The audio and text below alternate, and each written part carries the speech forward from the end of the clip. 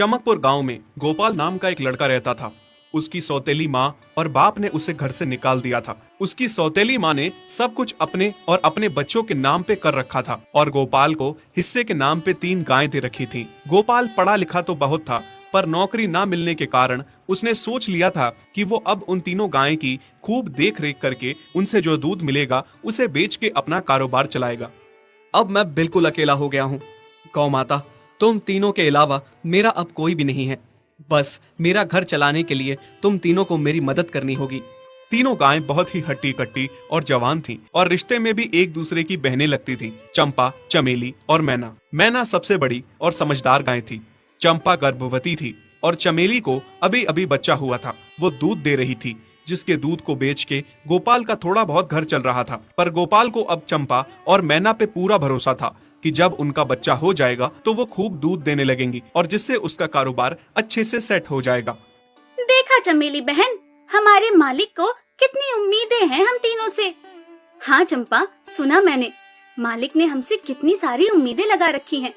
और उम्मीद रखे भी क्यों ना, कितना समय खर्च करते हैं मालिक हम पे और कितनी सेवा करते हैं हमारी, कितना खिलाते पिलाते हैं हमें। और फिर हम मालिक की उम्मीदों पे खरा ना उतरेंगी तो धिक्कार है हमारी जिंदगी पर। सही कह रही हो बहन तुम। चलो हम तो मालिक के लिए कुछ ना कुछ कर ही लेंगे। तुमने बच्चा दे दिया है, दूध भी दे रही हो, मैं भी गर्भवती हूँ। थोड़े दिनों में मैं भी बच्चे को जन्म दे दूंगी, फिर दूध भी देने लगूंगी। लेकिन इस मैना दीदी को देखो, हम दोनों से बड़ी हैं, एक बार भी बच्चा ना दे पाई आज तक। क्या इसका फर्ज नहीं बनता मालिक के लिए कुछ?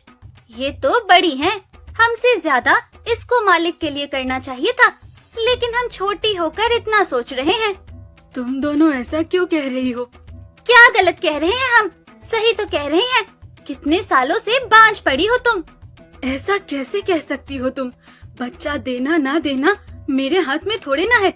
मैं भी तो माँ बनना चाहती हूँ ना। मैं भी चाहती हूँ कि दूध दूँ और मालिक को मेरे दूध से कुछ फायदा हो। अरे तुम क्या बच्चा दोगी जो इतने सालों से नहीं दे पाई? तुम ये ख्वाब लेना बंद करो कि तुम बच्चा दोगी और तुम्हारे दूध से मालिक को कोई फायदा होगा। दोनों छोटी बहनें बड़ी बहन मैना की बेबसी का मजाक उड़ाती हैं और उस पे हंसती हैं। इस बात से मैना बहुत दुखी होती है और रोती है कि उसी की बहनें उसको दिलासा देने की बजाय उसे ताने मार रही हैं, उसका मजाक उड़ा रही हैं। फिर एक दिन गोपाल का पड़ोसी उससे कहता है, अरे गोपाल, तुम्हारी 2 गायें तो ठीक है, एक गाय का क्या है? उससे तुम्हें कोई फायदा नहीं है, बेच क्यों नहीं देते उसे? अरे नहीं नहीं भाई साहब, बेचना क्यों उसे? अभी बच्चा नहीं दे रही तो क्या पता कल वो बच्चा दे दे। कोई भी काम जल्दबाजी में नहीं करना चाहिए। अरे नहीं गोपाल, मेरे कहने का ये मतलब था कि तुम्हें अपना कारोबार जल्द खड़ा करने की जरूरत है, क्योंकि तुम्हारे घर वालों ने तुम्हारे साथ जो कुछ भी किया वो बहुत गलत था। अब तुम्हें जो भी करना है अकेले ही करना है।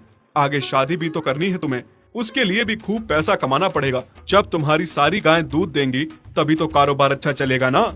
हाँ, बात तो तुम सही कह रहे हो भाई। मेरी मानो तो तुम अपनी गायों को क्रॉस करवा के देख लो, शायद उससे बच्चा हो जाए। हाँ, ये सुझाव तुमने सही दिया, मैं कल ही ऐसा कर लेता हूँ। सुना तुमने मैना बहन मालिक की बातों को? कितना परेशान है मालिक तुम्हारी वजह से, पर तुम्हें तो कोई बात कह ही नहीं सकते। झट से बुरा जो मान जाती हो तुम। मैना ये सब सुन के बहुत दुखी होती है, पर करती भी क्या, उसके हाथ में कुछ नहीं था। गोपाल ने मैना को क्रॉस करवा के भी देखा, पर उसका भी कोई फायदा नहीं हुआ। गोपाल, जो सुझाव मैंने तुम्हें दिया था, क्या वो तुमने आजमाया? हाँ भाई, वो भी करके देख लिया, पर उसका भी कोई असर ना हुआ। ये गाय किसी काम की नहीं है गोपाल, मेरी मानो तो इसे बेच दो। मैं सोच रहा हूँ एक बार फिर से क्रॉस करवा के देखता हूँ, शायद कोई बात बन जाए। देख लो, पर मुझे नहीं लगता। देखा, इन लोगों को भी पता चल गया, तुम बच्चा नहीं दे सकती, तुम बांझ ही रहोगी। सही कह रही हो तुम दीदी, इतने जतन करने के बाद भी बच्चा नहीं हो रहा तो अब क्या होगा? गोपाल मैना को एक बार फिर से क्रॉस करवा लेता है।